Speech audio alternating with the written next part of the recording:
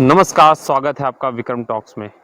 आपको आज हम जो नज़ारा दिखाने जा रहे हैं, हमने लगातार देखा है कि चाहे वो मनाली की बात हो, शिमला की बात हो, लगातार इस बार जल प्रलय के नाते बहुत कुछ विनाश हुआ है। आइए अब उसी तरह हम देहरादून पहुँचे हैं, देहरादून से थोड़ा-सा आगे हैं और आपको पहाड़ियों का दृश्य दिखाना चाहते हैं कि किस तरीके से अगर हम इन पहाड़ियों को ऐसे ही रहने दें, तो शायद ही कभी नुकसान होगा। आप देख सकते हैं यहाँ पे सामने प्राकृतिक रूप से कहीं पे भी कोई भी निर्माण कार्य नहीं हुआ है। तो इसलिए कहीं न कहीं प्रकृति ने अगर कुछ बनाया है तो बहुत कुछ सोच समझ के बनाया है। आप देखिए चारों तरफ केवल पेड़, जंगल और चीज़ें दिख रही हैं। तो इसलिए छोटे गाँव हो सकते हैं क्योंकि गाँव जब बनते हैं तो उनका एक निर्माण का तरीका होता है, वो यहीं के चीज़ों से बनते हैं और लोग प्राचीन काल से रहते आ रहे हैं। लेकिन जब बड़े-बड़े होटल्स या हम ये कहें कि टूरिस्ट प्लेस पूरी तरीके से बना दिया जाए तो उसमें विनाश ज़्यादा होता है।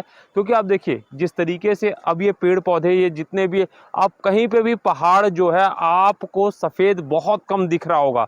उसकी मुख्य वजह ये है क्योंकि पूरे पहाड़ पे अपने आप से प्राकृतिक रूप से जो हम ये कह सकते हैं वहाँ पे वन उगे हुए हैं, पेड़ उगे रहते हैं जिसकी वजह से कभी मिट्टी भूस्खलित नहीं होती। भूस्खलन का मतलब कि पहाड़ जो हैं वो गिरेंगे नहीं, क्योंकि आपने भी देखा होगा अगर हम भी घर में अपने गमले लगाते हैं तो उसकी जो जकड़न होती है मिट्टी की पेड़ और जड़ों के साथ, तो काफ़ी मजबूत होती है, तो मिट्टी को नीचे नहीं जाने देती, बल्कि आपके जो गमले में एक छोटा-सा बिंदु होता है या पॉइंट होता है वहीं से पानी टप-टप करता है। तो कहा जा सकता है कि अगर हम प्रकृति को थोड़ा-सा प्राकृतिक रूप से चलने दें तो वो सबसे बेहतरीन चीज़ है। देखिए आप चारों तरफ में 360 व्यूज़ में आप देख सकते हैं, आपको दिखा रहा हूँ कि किस तरीके से प्रकृति अपने आप को सुंदरता आपको दी हुई है। तो इस मनोरम दृश्य का आनंद लीजिए, कोशिश कीजिए कि पहाड़ों को नुकसान ना हो और उम्मीद करते हैं कि आने वाले समय में जिस तरीके से केदारनाथ, मनाली, हिमाचल, शिमला में जो नुकसान हुआ है उससे हम कुछ सीख लें